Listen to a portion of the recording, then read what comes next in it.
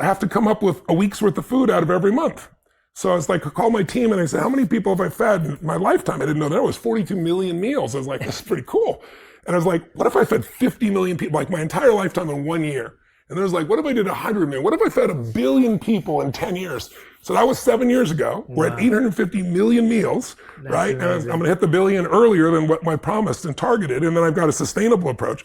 But I tell you that because my worst day was my best day. Mm-hmm.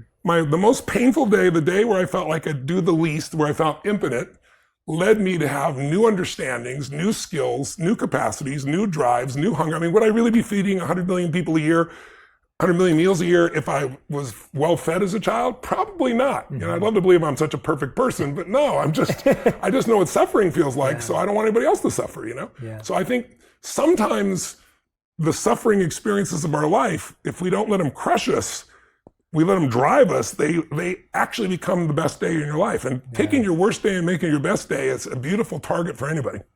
That is just, it's magical even hearing it. It's magical experiencing it. It changed my life. Yeah, exactly. I can only imagine, like, just hearing it, I'm just, it's such a beautiful visual. So to live it is just, on the other end of that. Thank you for sharing that so much. It's such it's so profound and so wonderful with the question it's where you see there's grace in life too. It's like, if you can, like, I always used to think in the early days, because my mom was beautiful. She was the most influential person in my life. And yet she also, when she drank alcohol and took, prescription medication, she got crazy. Yeah. So she smashed my head against the wall until I bled, or feed me liquid soap. And I never told anybody about this when she was alive, but I had this group of young kids that I could see, a tall white guy who seems to be quite successful.